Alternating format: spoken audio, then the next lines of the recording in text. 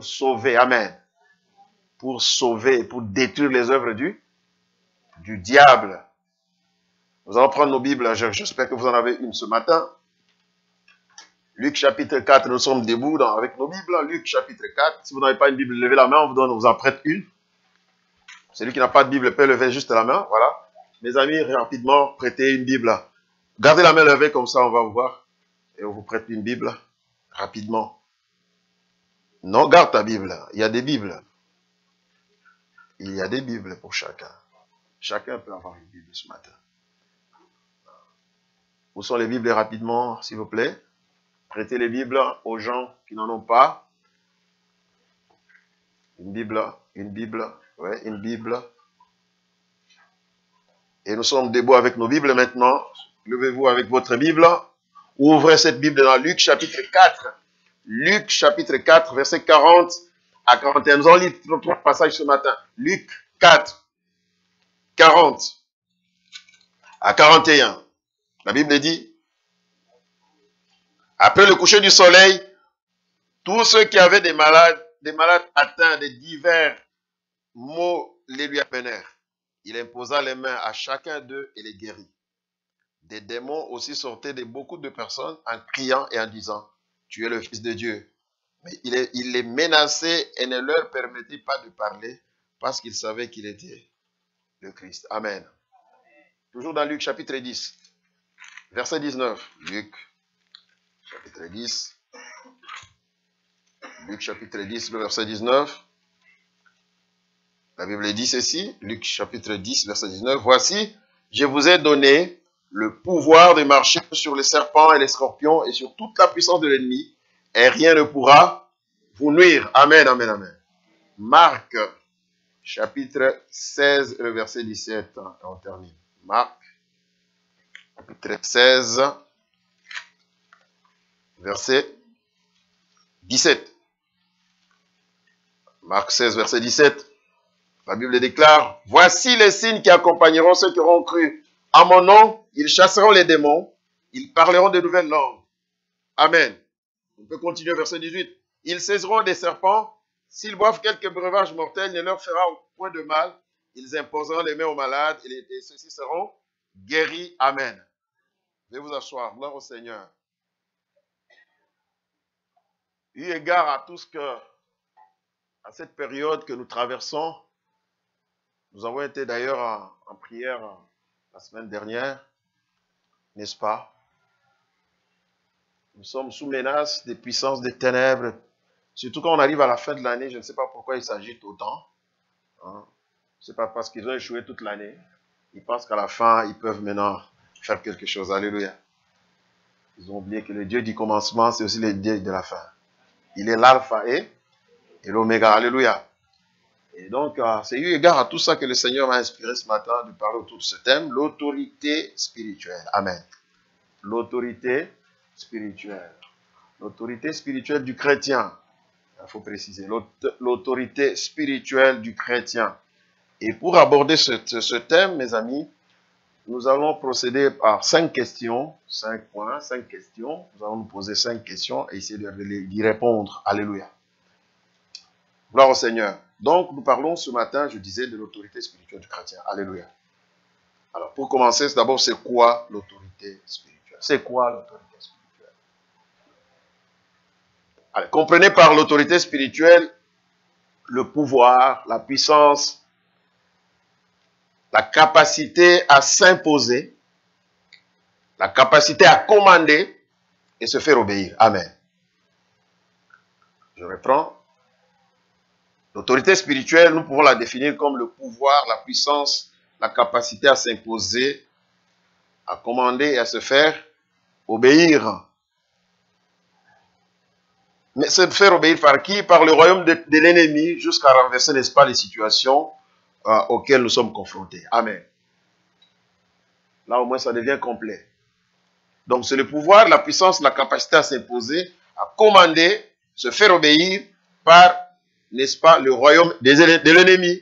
Et cela jusqu'à renverser les situations, changer les situations auxquelles nous sommes confrontés. Amen, amen, amen. Il faut que vous le compreniez comme cela quand nous parlons de l'autorité spirituelle en tant que chrétien. Alléluia. Et cette autorité, nous la détenons de Christ. Amen. Nous avons lu ici, lui-même il dit quoi? Je vous ai donné le pouvoir. Amen. En d'autres termes, je vous ai investi de l'autorité. Amen. Vous chasserez les démons, vous imposerez les mains aux malades, ils seront guéris. Vous savez, un chrétien, un vrai doit être conscient de ces choses. C'est ce qui fera que tu es toujours comme premier réflexe quand tu es devant quelqu'un qui fait une crise, qui est malade, qui est dans une situation. Ton premier réflexe sera d'utiliser cette autorité. Amen. Est-ce que vous êtes avec moi? Tu ne peux pas utiliser un pouvoir que tu n'as pas. Vous êtes avec moi, n'est-ce pas? Tu ne peux pas utiliser un pouvoir que tu n'as pas. Tu ne peux pas exercer un pouvoir que tu n'as pas. Pour donner, il faut recevoir, n'est-ce pas? Il faut avoir pour donner. Hein? Et Jésus, avant de communiquer, a dit aux autres le pouvoir, l'autorité, tout ça. Il a dit d'abord, tout pouvoir m'a été donné. C'est-à-dire, lui aussi, il a reçu le pouvoir. Amen. Tout pouvoir m'a été donné sur la terre et dans les cieux. Toute autorité est sur lui. Pourquoi? C'est normal. D'abord, la Bible dit quoi? En lui habitait toute la plénitude de la divinité. Amen. Donc, il a toute autorité, tout pouvoir. Il pouvait commander à tout et tout devait lui obéir. Même les vents et la tempête lui obéissaient, n'est-ce pas? Amen. Tout obéissait à Jésus. Il dit à un arbre que jamais personne ne mange de tes fruits. L'arbre a séché. Alléluia. Il commande tout. Il change les situations en parlant. Amen. Oh, alléluia. C'est pourquoi avoir Jésus avec soi, c'est très important, mes amis. C'est très bénéfique d'avoir Christ avec soi. Alléluia. Ça, c'était le premier point. Donc, c'est quoi l'autorité spirituelle? Nous venons d'y répondre. Deuxièmement, deuxième question. Qui peut exercer l'autorité spirituelle? Qui peut exercer cette autorité spirituelle? Alors, retenez ceci, frères et sœurs. C'est un terrain sur lequel tout le monde n'a pas le droit de s'aventurer. Est-ce que vous êtes avec moi? D'abord, il faut être chrétien. Être chrétien, témoin de Christ. Amen. Témoin de Jésus-Christ. Être enfant de Dieu, né de nouveau. Alléluia. Et marchant en nouveauté de vie.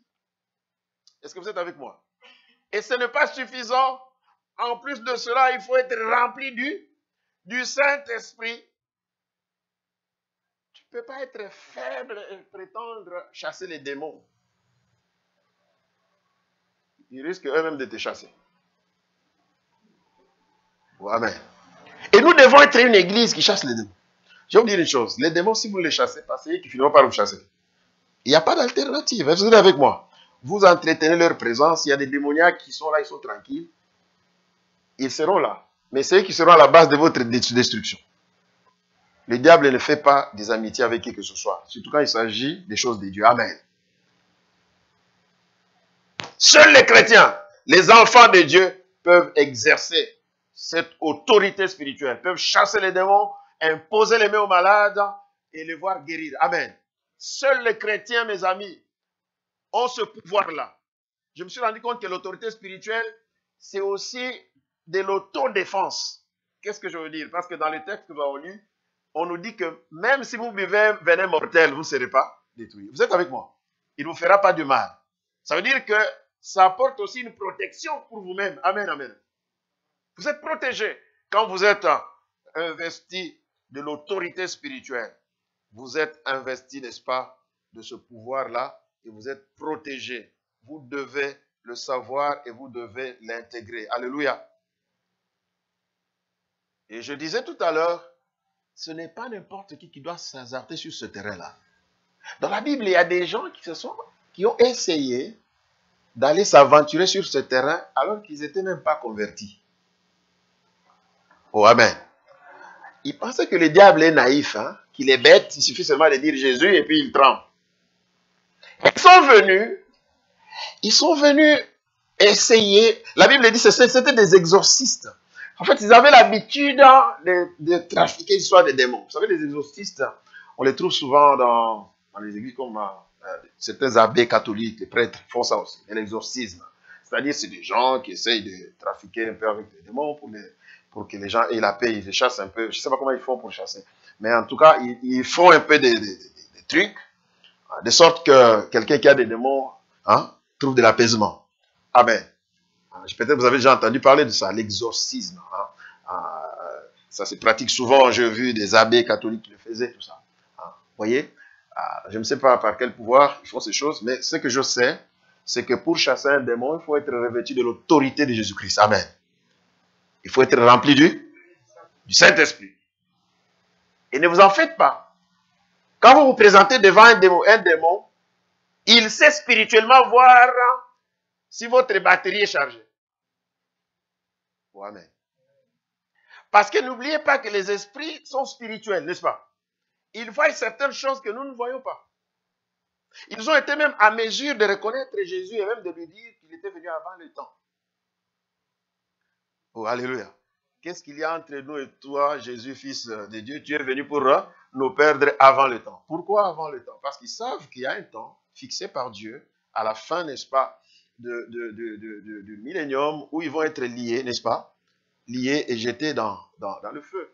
Alors là, ils voient Jésus qui arrive, qui commence à le menacer. Ils disent, mais c'est pas encore maintenant. Nous connaissons notre sort, mais quand même, là, tu viens avant. Nous avons encore un peu de temps. Non? Laisse-nous quand même tranquilles, enfin. Alléluia. Ils connaissent. Et quand vous lisez dans Actes des Apôtres, chapitre 19, versets 13 à 16, les 7 fils de Sceva, 2 d'entre eux, ont essayé, parce qu'ils étaient exorcistes, ils sont allés s'aventurer pour chasser un démon. Au lieu de faire avec leurs méthodes habituelles, ils ont voulu utiliser le nom de Jésus. Et même ils ont dit au nom de Jésus que Paul prêche. C'est-à-dire, nous avons vu Paul chasser les démons, n'est-ce pas? Alors, nous venons au nom de Jésus. Ils impliquent aussi le nom. Quand vous venez déjà au nom de Jésus, avec un autre nom encore, que Paul prêche, les démons étaient quand même très polis. Parce qu'il ne les a pas tout de suite entendus. Il est entré en discussion avec eux. Oh, amen. Parce qu'il leur dit, je connais Jésus. Amen. Et je sais qui est Paul. Mais vous, je ne vous connais pas. Qui êtes-vous? Comme quoi, les gens qui sont revêtus de l'autorité spirituelle sont d'abord, une menace pour les royaumes des ténèbres, et ils ont une réputation là-bas. Oh, amen. Donc, Paul était connu. Ils disent Paul, oh, mais Paul on connaît, oui, parce que Paul, il chassait les démons, amen. Mais vous, qui êtes-vous?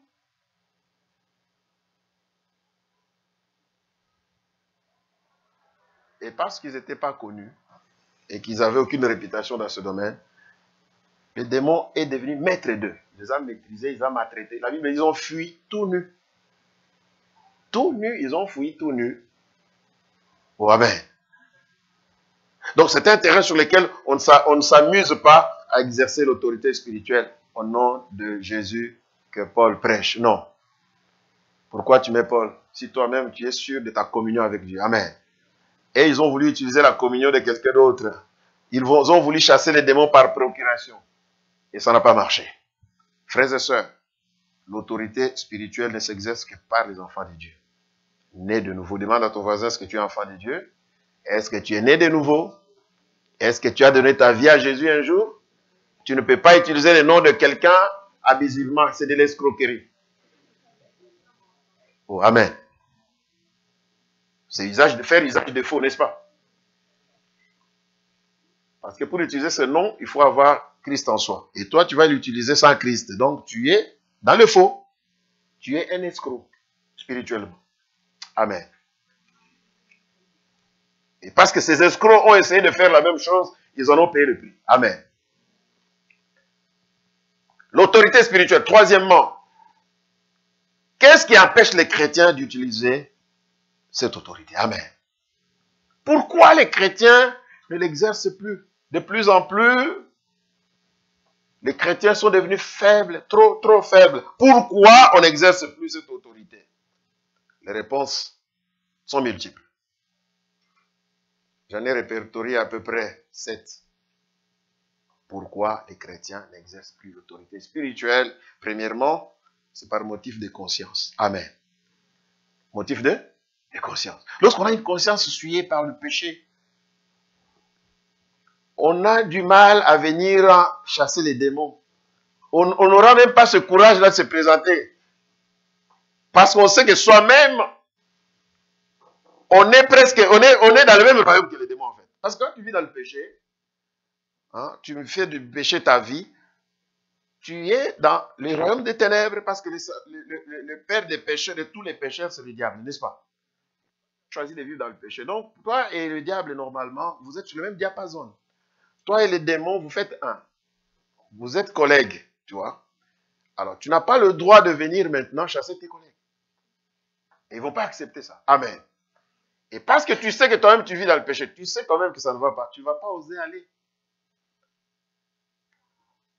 Un jour, une guerre a éclaté contre Israël. Alors, Dieu a envoyé le prophète dire au roi Akab, va en guerre, je te donnerai la victoire.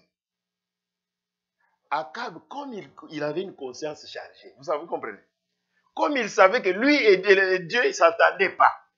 Comme il savait que Dieu n'était pas d'accord avec tout ce qu'il faisait, il a commencé à douter du message. Oh, amen.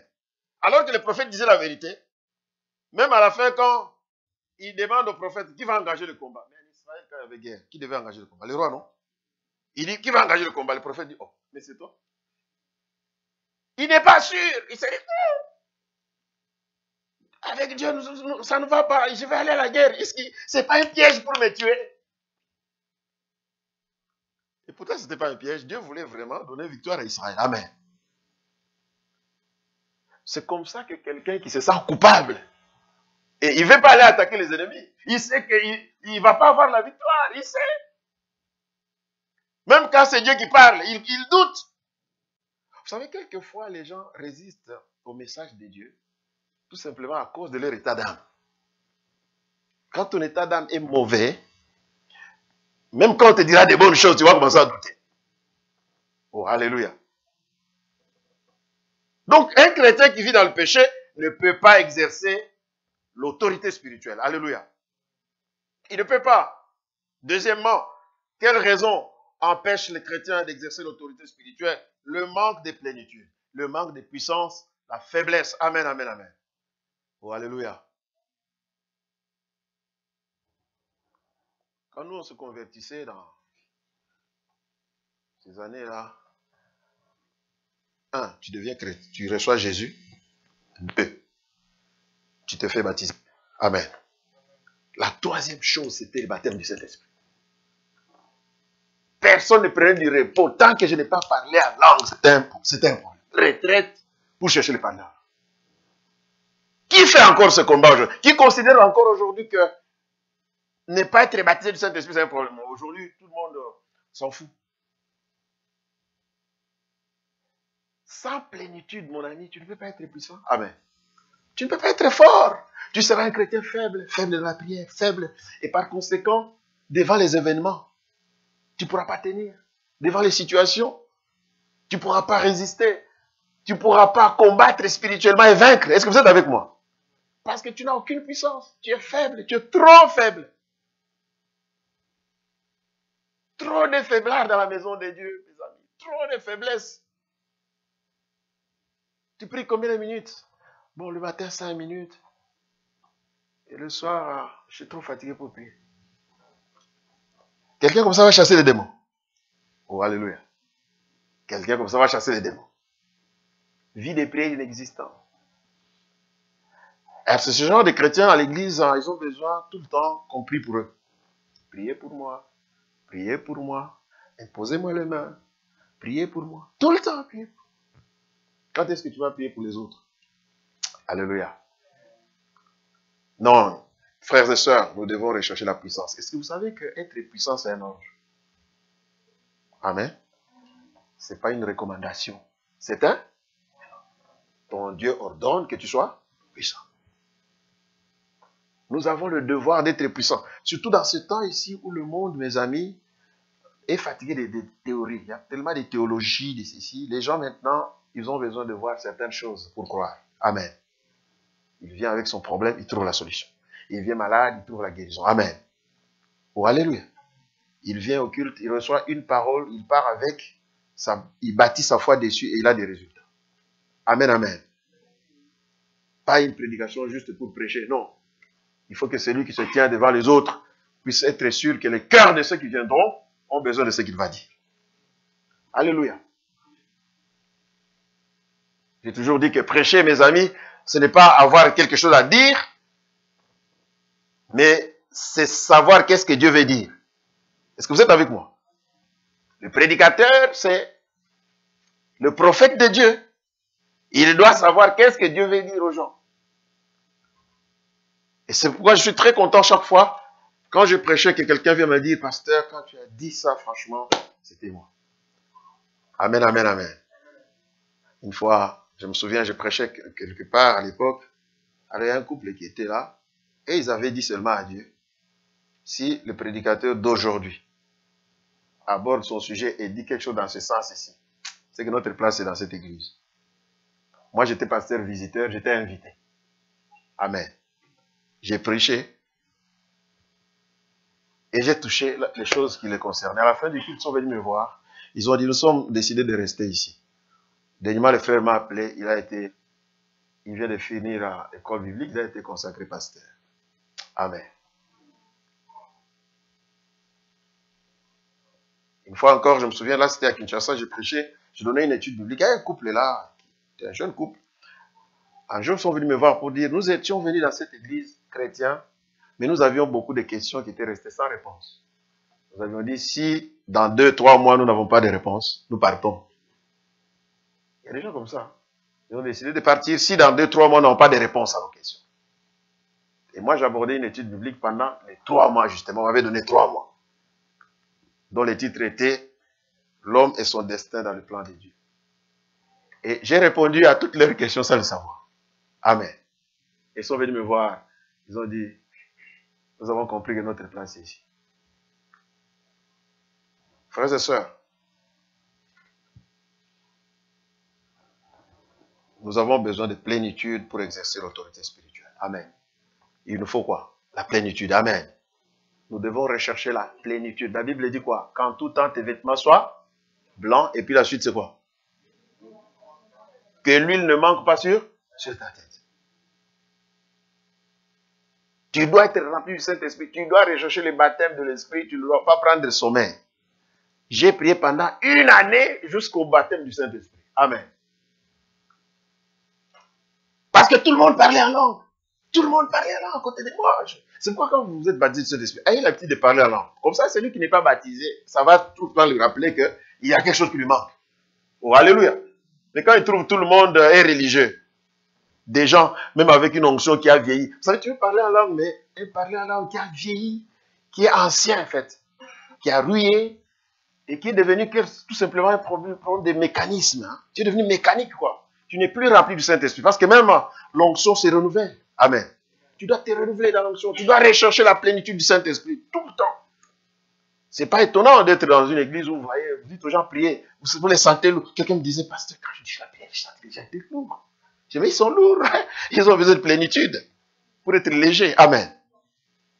Sinon, toute la nourriture qu'ils ont pris, ils ne vont pas les retenir. Ils ont besoin de l'onction de Dieu. C'est l'onction de Dieu qui te rend léger. Amen. Même dans l'adoration, on sent que non, tu es parti. Tu peux adorer pendant 1 heure. Tu ne vois pas le temps passer. Est-ce que vous êtes avec moi?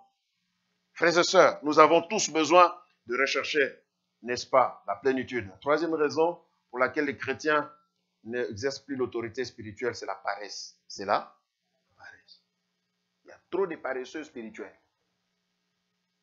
Trop de paresseux. Ce n'est pas qu'ils n'ont pas le temps de prier. Ils ont le temps, mais ils ne veulent pas prier. Amen. Ce n'est pas qu'ils n'ont pas le temps de venir à l'église. Ils ont le temps. Ah, je vais rester à la maison. Je vais regarder. Ah, je vais suivre en ligne. Tu me suis en ligne, tu devais être ici. Pourquoi tu es resté à la maison? J'ai dormi tard. Tu sais que demain tu as culte, tu ne peux pas dormir tard. Je suis désolé. Oh, alléluia. Frères et sœurs, il est temps que nous puissions sortir de cette vie chrétienne élémentaire. Nous avons dit que cette année, c'est l'année de quoi? De croissance et de... Nous allons vers la fin de l'année. Est-ce que tu as mûri? Est-ce que quand tu fais un bilan personnel déjà, parce que tu peux déjà commencer à faire ton bilan, nous sommes en novembre, n'est-ce pas? Il te reste qu'1 mois. Si en 11 mois, tu n'as rien fait, je me demande si ce que tu pourras faire dans le mois qui reste. Il y a des choses qu'on n'obtient pas par un claquement de doigts. Amen. Il y a des choses, ça se cultive. Ça se cultive. La vie de prière se cultive. Amen. C'est à genoux, on apprend à prier. Hein? À prier, oh non, je vais prier en décembre. Je vais prier. Quand on aura la semaine de prière, là, je serai là. Je vais prier. Quand la semaine arrive, tu as la grippe. Tu n'es pas. Et tu finis l'année, l'eau batte. Vous voyez? La paresse, ce n'est pas une bonne chose. Amen. La Bible dit, le paresseux dit, il y a un lion dehors. Le paresseux du Canada dit, il y a la neige dehors. Il fait froid dehors. Le paresseux. Vous connaissez cet animal qu'on appelle le paresseux? Il y a des gens qui sont comme ça, spirituels. Il marche là. Donc si tu viens avec la voiture, tu veux traverser, tu vas passer 30 minutes à attendre. Moi, j'ai vu une vidéo comme ça où les gens devaient attendre. Finalement, un chauffeur s'est énervé, il est descendu, il l'a pris, il a le déposé. Parce qu'il partait comme ça. Je crois que même le caméléon est plus rapide. Oh, alléluia. Paresseux. Il y a un lion dehors. Il fait froid. J'ai dormi tard. Toujours des raisons. Moi, j'ai cessé de commencer à appeler les gens. Non. J'ai dit, surtout maintenant, à la fin de l'année. J'attends seulement les bilans le 31 décembre. Amen. Où tu viendras devant le Seigneur toi-même dire, est-ce que tu as mûri? Quelle était ta contribution par rapport à ta croissance personnelle et la croissance de l'Église? Amen. La paresse. 5e raison, l'ignorance. L'ignorance. Alléluia. L'ignorance. Il y a des gens. C'était 4e? C'était 3e. Maintenant 4e. 4e alors. L'ignorance. L'ignorance. Vous savez, vous n'avez pas le droit d'être ignorant. Nous vous avons toujours dit, même dans le monde on dit, nul n'est censé. C'est-à-dire que tu ne seras pas pardonné parce que tu ne savais pas devant Dieu. Et vous êtes avec moi. Si déjà les lois humaines te condamnent pour ignorance, ça veut dire que Dieu aussi est comme ça. Quelqu'un me demandait un jour, mais les gens qui ont vécu à l'époque avant la loi, tout ça, je crois qu'ils ne seront pas jugés ni envoyés en enfer. J'ai dit si. Il y en a qui périront sans la loi. Oh, amen. Dieu, la Bible dit, il n'y aura pas de favoritisme. Même à l'époque où il n'y avait pas de loi, il y avait la loi de la conscience. N'est-ce pas? Tu es obligé de connaître la Bible, la parole de Dieu. C'est pourquoi nous insistons. Lisez la parole de Dieu, mes amis. Tous les jours, un chrétien, tu dois considérer que quand tu n'as pas lu la Bible toute la journée, tu as péché. Tu as désobéi. Que ce livre de la loi, médite-le. Normalement, c'est 2 fois le jour. Jour et nuit. Normalement. Mais comment tu fais pour ne pas lire ta Bible? Il y a d'autres Bibles de collage télé, toutes neuves. Elles ne s'ouvrent que rarement. D'autres sont devenues poussiéreuses. Alléluia.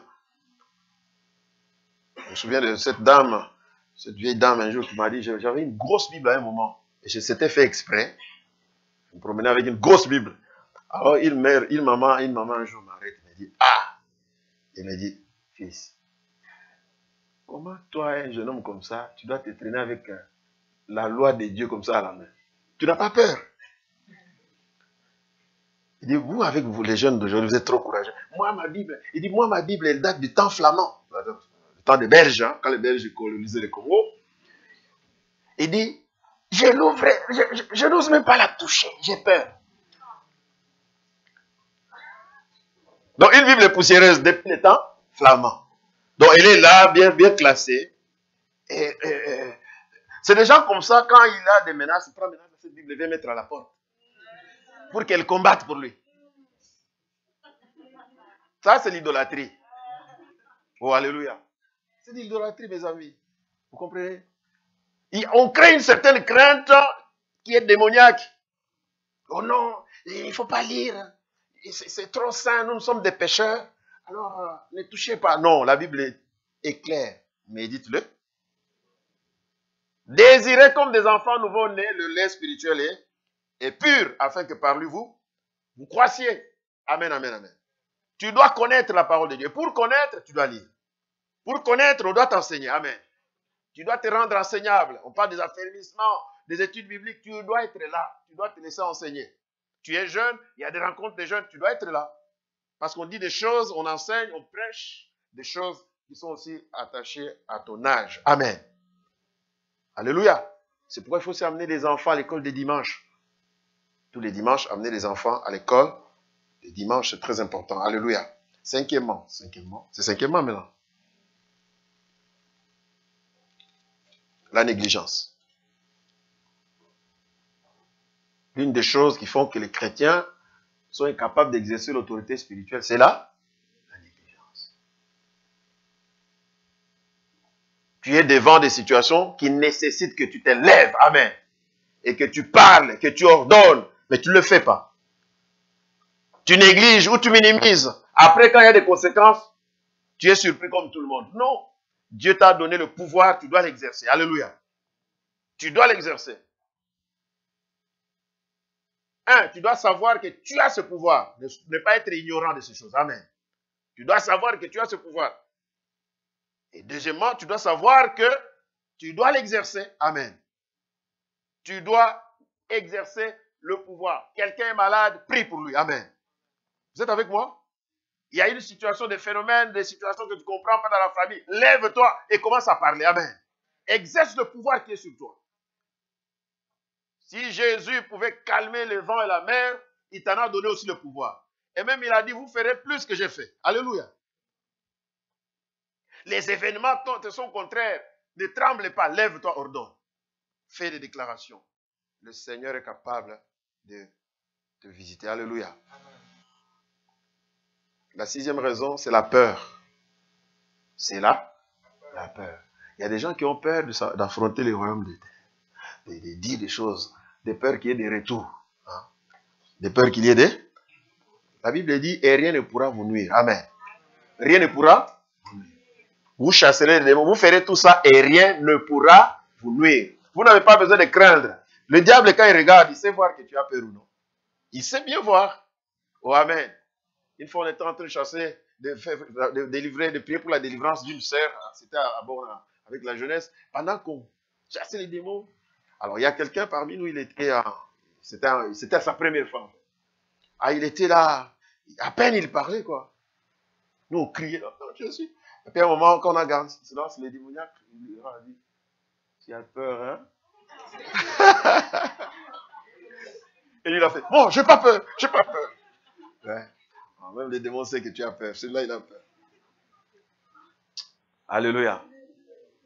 Dis à ton voisin, n'aie pas peur. Amen. Il t'a investi du pouvoir de l'autorité. Pourquoi tu as peur? Tu as peur pourquoi?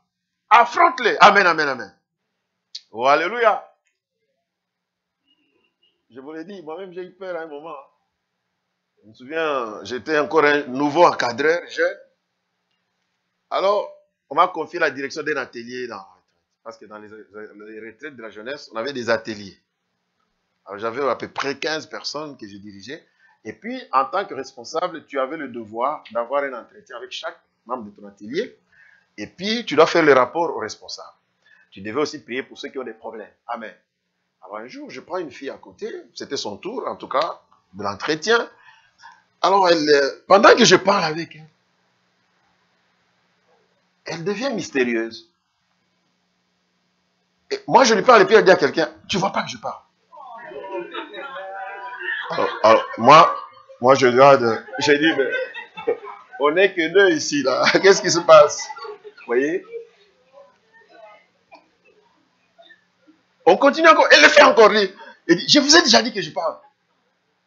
J'ai dit, mais il y a un problème. Il dit, c'est eux qui me dérangent. C'est eux. Alors je regarde. Je vous assure, j'ai eu peur. J'ai dit, ça veut dire qu'ici, là, il y a des esprits qui nous contrôlent ici ou quoi? Qu'est-ce qui se passe? Alors maintenant, quand elle a commencé à me raconter sa vie, Elle dit, je n'ai jamais dit ça à personne, mais je ne sais pas si vous allez supporter d'entendre ça. J'ai dit, bah, vas-y. Elle m'a dit, vous savez, quand vous êtes devant quelqu'un comme ça, vous devez faire que vous êtes fort. Même quand au fond, vous savez que...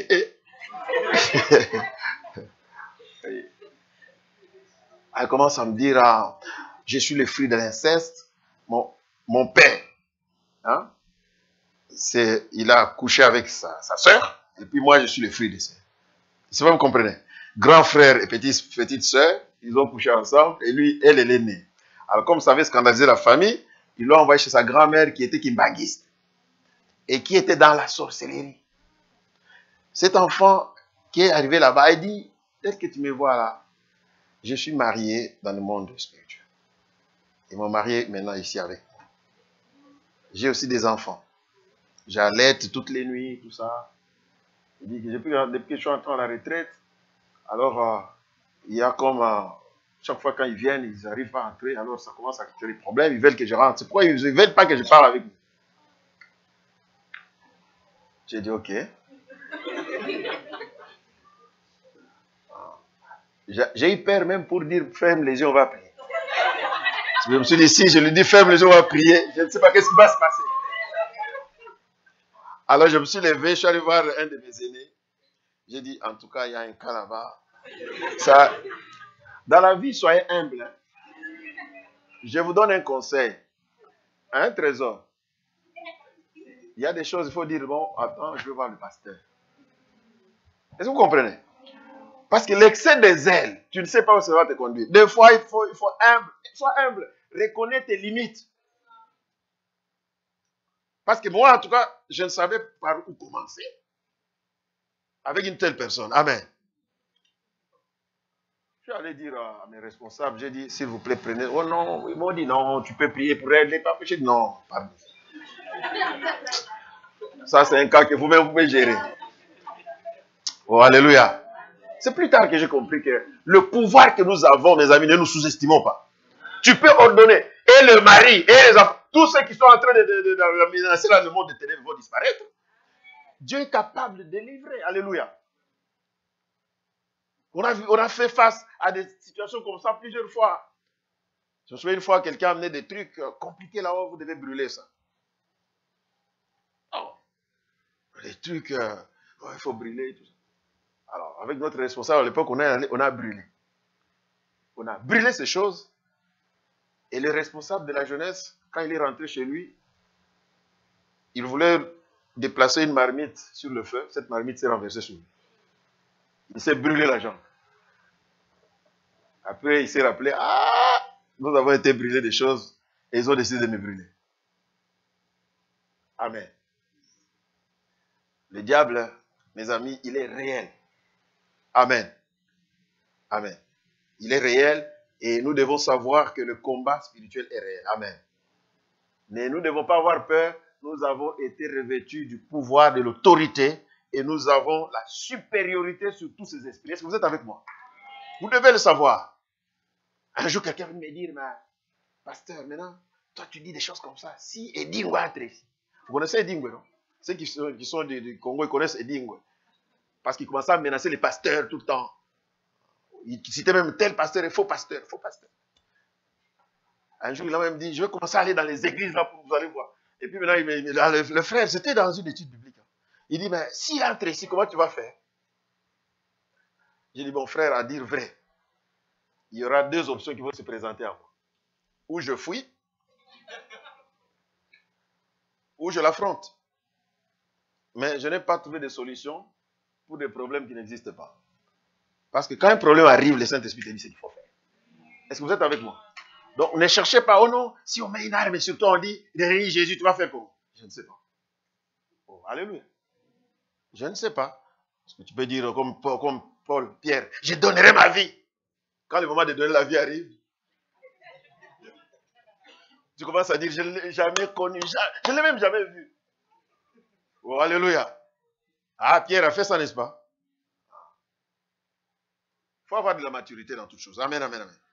Frères et sœurs, donc vous comprenez qu'il faut exercer l'autorité. Amen. Il faut exercer l'autorité. Nous étions à quel point? 6e point, n'est-ce pas? Nous avons parlé de la peur Bannis la peur. Tu n'as pas besoin d'être peureux parce que tu as le Seigneur avec toi. Je ne suis plus esclave. Pourquoi? Je suis enfant de Dieu.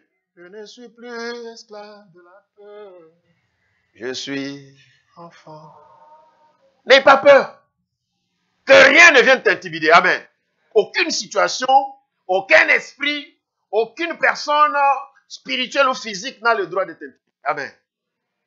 Parce que tu as le pouvoir et tu peux changer les événements, tu dois le savoir. Quelquefois, on dit aux gens, prenons autorité, prions, vous allez voir les gens, il est vaincu. Vaincu. Non, prends autorité, ordonne, amen. Et quand tu le fais, tu ne le fais pas avec timidité, tu le fais comme Maman Lee. Avec autorité, à haute voix, amen. Je l'ai dit vendredi, j'aime beaucoup quand tu dis la prière. Amen. Même quelqu'un qui avait envie de dormir va se réveiller. Oh, alléluia. Mais si c'est quelqu'un qui dirige ici lui-même, il est fatigué. Il va transmettre la fatigue. Amen, amen, amen. Ton Dieu ordonne que tu sois puissant. Bannis la peur, bannis l'inquiétude. Alléluia. La 7e raison que je répertorie ici, pour laquelle les chrétiens n'exercent plus l'autorité spirituelle, c'est l'incrédulité. L'incrédulité. Ne pas croire que si je dis, ça va arriver. Alléluia. Quelquefois, on prie un peu, puis on arrête. Par expérience, je me suis rendu compte que si vous voulez des résultats en exerçant l'autorité spirituelle, il faut être persévérant. Amen. Et il faut insister. Quelquefois, les démons, ils sont résistants. Quelquefois, certaines situations refusent. Je me souviens quand on était en ligne, on était en train de prier pour des personnes qui étaient atteintes de cancer. On a prié. J'ai dit, on va prier jusqu'à ce qu'on ait de bonnes nouvelles. Amen. Jusqu'à la fin, on a eu de bonnes nouvelles. D'ailleurs, encore récemment, j'aimerais vous dire encore les remerciements de Madame Ikadi, la femme du pasteur Alan, que Dieu a délivré aussi miraculeusement. Elle m'a dit dernièrement, elle dit, les médecins maintenant, ils ne trouvent plus rien. Ils me disent, mais on va quand même contrôler encore. Hein? On va faire des contrôles. Elle dit, j'avais perdu tous mes cheveux. Merci beaucoup. Dites merci à la bonne Ottawa. Merci. Les prières ont produit leurs effets. Amen. Elle a dit merci. Elle a même fait un post dernièrement encore pour dire merci. Elle était en plus enceinte. Elle dit donc j'ai la vie sauve et moi et l'enfant. Et le bébé va très bien. Quel beau bébé. Amen. Nous devons apprendre à exercer l'autorité. La chimio ne suffit pas. Tous ceux qui suivent la chimio ne sont pas forcément guéris, n'est-ce pas?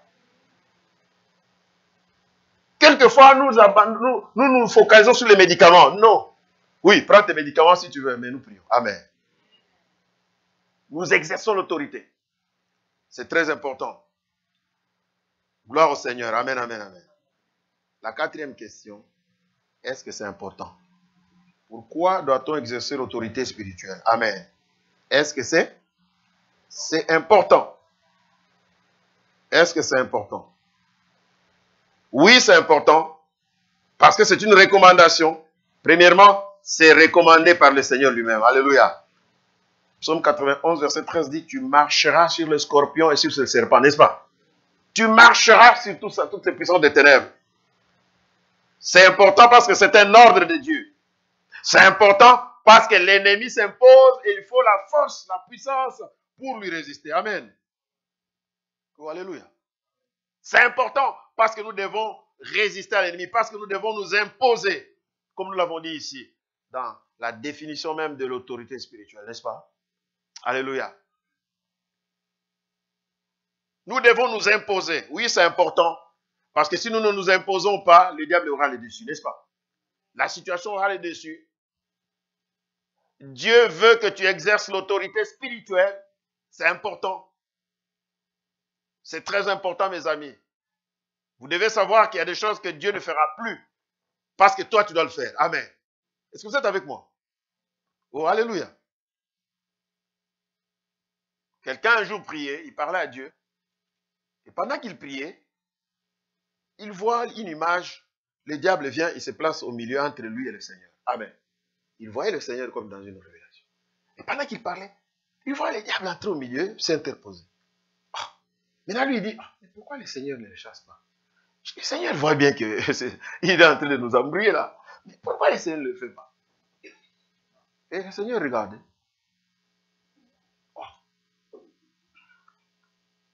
Après avoir passé tout ce temps de prière, maintenant il demande à Dieu, mais Seigneur, tu n'as pas vu ce qui s'est passé, pourquoi tu ne fais pas? Le Seigneur lui dit, mais ce n'est pas à moi de le faire. Je vous ai donné le pouvoir. Vous devez chasser les démons. C'était à toi de le faire. Dieu ne viendra plus faire des choses que vous devez faire. Nous avons vu avec vous ici que Dieu, avec le Seigneur, vous savez, Dieu est compliqué. Hein? Dieu sait qu'il doit faire des choses, n'est-ce pas? Il sait qu'il doit bénir les gens, il sait qu'il doit délivrer les gens, mais il attend que quelqu'un prie. Ouais, mais dans le cas d'Israël, il a même dit, parce qu'il n'y a personne qui intercède, je vais détruire la ville. Il dit, j'avais décidé de détruire, n'est-ce pas? Mais j'attendais qu'il y ait quelqu'un qui intercède. Mais comme personne n'est venu prier, n'est venu me parler, je vais détruire cette ville. Seigneur, tu savais qu'il devait... Pardonne seulement. Pourquoi il faut qu'il y ait quelqu'un? Oui, Dieu, il veut quand même qu'il y ait des gens qui viennent lui dire, non, laisse, tu vois. Vous comprenez, hein? Est-ce que vous comprenez? Il veut qu'il y ait des gens qui viennent lui dire, non, laisse, tu vois, si tu détruis, c'est pas bien. Ça lui fait du bien. Oh, alléluia. Ça lui fait du bien qu'on vienne lui dire, non, laisse. Il sait qu'il doit laisser. Mais après, il dit, bon, comme tu as parlé, je laisse. Grâce à toi. C'est toi qui m'as empêché d'agir. Si tu n'étais pas intervenu, j'allais. Quelquefois, il ressemble un peu à une image que j'ai vue. Deux personnes qui voulaient se battre, n'est-ce pas? L'autre savait que il n'avait vraiment pas envie de se battre. Alors il s'est reposé sur celui qui était au milieu pour empêcher dans le bagarre. Même quand il était face à face avec l'ennemi, il s'approchait à l'autre là. Heureusement que tu m'as empêché. Heureusement que tu m'as empêché. Dieu, des fois, il est comme ça. Il ne veut pas faire du mal. Amen. Il veut absolument. Regardez.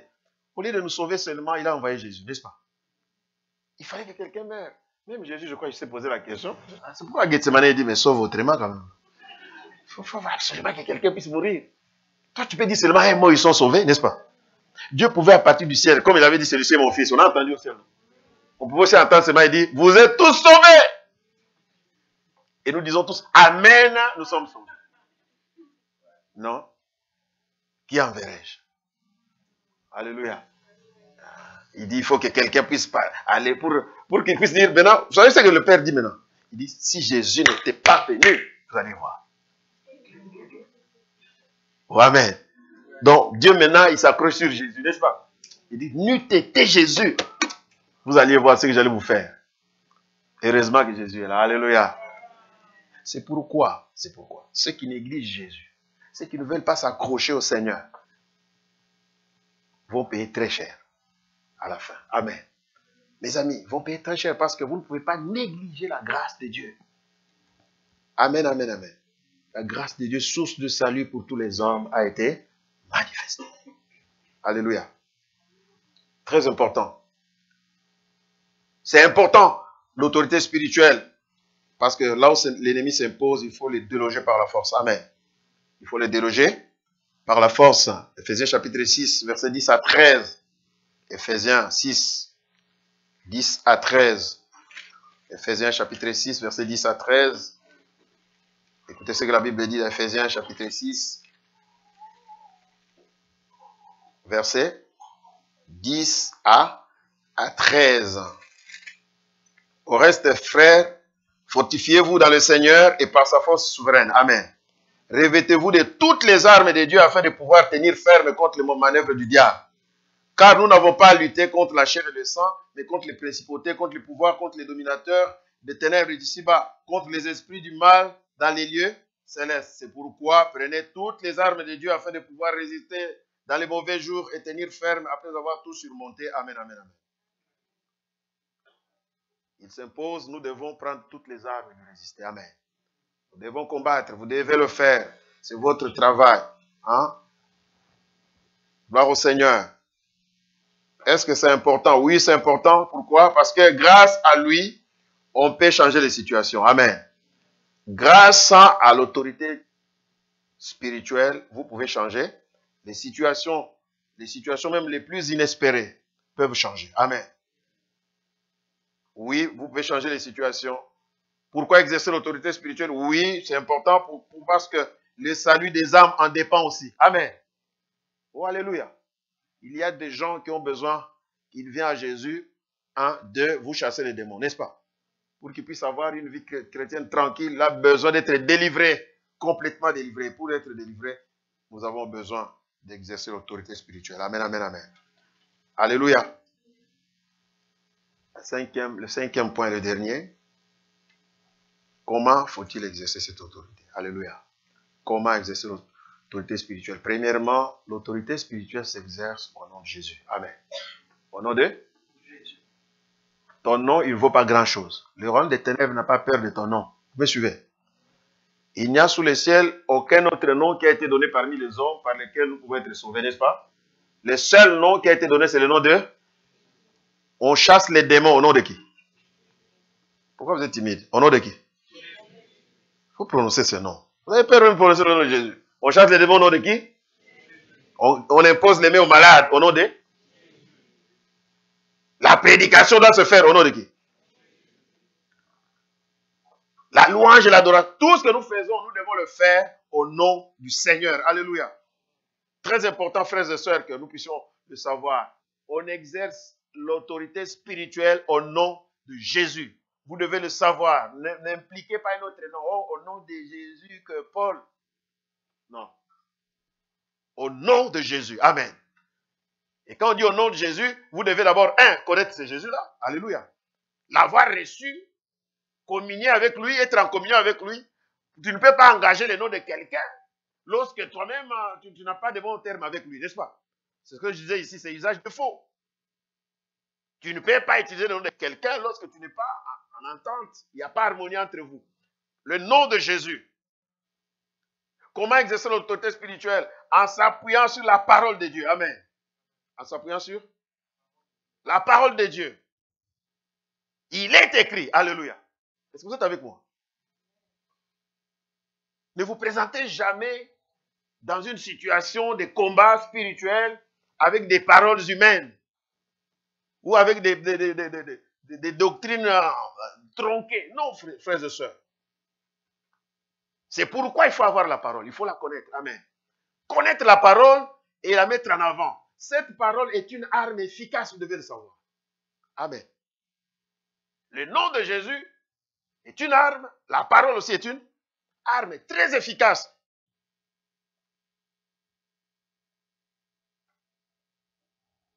Le nom de Jésus. La parole de Dieu. Alléluia. Comment exercer l'autorité? C'est avec foi. Avec? Il faut que tu puisses croire qu'il y aura des résultats. Il ne faut pas battre comme battant l'air. Vous êtes avec moi? Il y a trop de prières en l'air où les gens parlent comme des perroquets. Après, il ne sait même pas ce qu'il a dit. C'est pourquoi la Bible dit, le Seigneur dira que vos paroles soient moins nombreuses quand vous parlez à Dieu. Amen. Tu as besoin d'exercer l'autorité, mais tu as besoin, n'est-ce pas, de le faire avec foi. Tu dois croire. Tu dois croire au résultat. Amen. Tu dois croire au résultat. Très important. Comment exercer? Avec fermeté, Quand Jésus chassait les démons, la Bible dit, il ne leur permettait même pas de parler. On a lu ça ici, n'est-ce pas? Il ne leur permettait même pas de parler. Je t'ordonne, va-t'en, dégage. On ne négocie pas avec le moyen de les rendre de ténèbres. Amen. Il n'y a pas de négociation possible. Quand tu parles, tu exerces l'autorité spirituelle, tu ne négocies pas. Est-ce que vous êtes avec moi? Tu donnes des ordres et tu te fais obéir, c'est tout. S'il y a résistance, toi tu persévères. Alléluia. Avec persévérance, avec patience, avec fermeté, avec foi, au nom de Jésus, en s'appuyant sur la La parole de Dieu. Amen. Voilà comment tu dois exercer l'autorité spirituelle. Ce matin, je suis venu te dire, Dieu ne veut pas dans sa maison, ne veut pas avoir des enfants faibles. Est-ce que vous êtes avec moi? Dieu ne veut pas avoir des enfants faibles. Alors qu'il a tout donné. Le nom de Jésus, tu as. La parole, tu as, n'est-ce pas? Si tu hésites, si tu as peur, si tu as encore... C'est parce que toi, quand tu te regardes toi-même, il y a des choses qui te rendent lourdes. Amen. C'est pourquoi il faut te débarrasser. La Bible dit, débarrassez-vous de tout péché. Amen. De tout péché, de tout fardeau. Pour que tu sois léger comme un aigle. Amen. Frères et sœurs, j'ai essayé ce matin de vous aborder ce thème sur l'autorité spirituelle. Amen. Je vais vous demander de vous lever. Pendant quelques minutes, levez-vous là où vous êtes. Après avoir entendu ces choses, je ne sais pas par quelle sorte de situation tu passes. Quels sont les événements? Y a-t-il des choses qui te font peur? Y a-t-il des choses qui dérangent ta foi? Y a-t-il des choses que tu aimerais voir changer?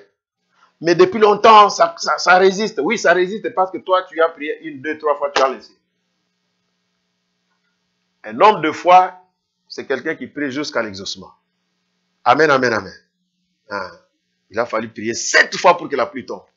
Pour Élie. Alléluia. Tu dois apprendre à persévérer. Tu dois apprendre à persévérer. Je me souviens d'un exemple de Jésus lui-même. Il est Dieu Jésus. N'est-ce pas? Normalement, quand il fait quelque chose, ça devait marcher directement, n'est-ce pas? Un jour, Jésus a prié pour un aveugle. Il lui a appliqué de l'amour. Il a prié pour lui. À la fin, il lui demande, ça va. L'aveugle lui dit, je te vois, mais je vois les hommes comme des arbres. Quel danger! Il voit des hommes comme des... On se lui demande de couper un arbre. Il va s'en prendre à des humains, n'est-ce pas? Donc, il était même mieux qu'il reste aveugle, n'est-ce pas? Que d'être dans cette confusion. Le Seigneur a trouvé que c'est dangereux. Il a encore repris. Je me suis posé la question. Comment Jésus pouvait faire une chose et recommencer parce que ça n'a pas marché? Est-ce que vous êtes avec moi? Et j'ai eu la réponse. Il avait fait ça exprès. Parce qu'il voulait nous enseigner la persévérance. Ce n'est pas parce que ça n'a pas marché une fois, ça ne marchera pas toujours. Si ça n'a pas marché une fois, insiste encore, persévère, va jusqu'au bout. Tu peux prier 7 fois, 10 fois, 20 fois pour le même sujet. Est-ce que vous êtes avec moi? Ce matin, je veux que tu élèves la voix pendant quelques minutes. La situation là qui te perturbe, qui te dérange là. Si c'est, je ne sais pas, dans ta famille ou dans ta propre vie personnelle, tu vas dire des paroles. Tu vas dire, tu commences par dire d'ailleurs, je suis enfant de Dieu. Ton identité, c'est ça. C'est pourquoi il faut te répéter l'identité. Je suis enfant de Dieu, je suis enfant de Dieu, j'ai le pouvoir, j'ai l'autorité, j'ai Jésus, j'ai le Saint-Esprit. Amen. Et au nom de Jésus, j'ordonne que cette situation change. Amen. Est-ce que tu peux le faire ce matin? Vas-y, prie maintenant. Prie, n'attends pas que... Prie le Seigneur. Je ne t'attends pas. Prends autorité. Je vous ai dit qu'il n'y a pas de timidité dedans. Quand on parle avec autorité, on ne vient pas avec timidité. Quelqu'un qui veut se faire obéir, il commande. Il donne des ordres. Et ça ne vient pas de toi. Ça vient du Seigneur lui-même. Il dit, je t'ai donné le pouvoir, l'autorité. Rien ne pourra te nuire. N'aie peur de personne et de rien.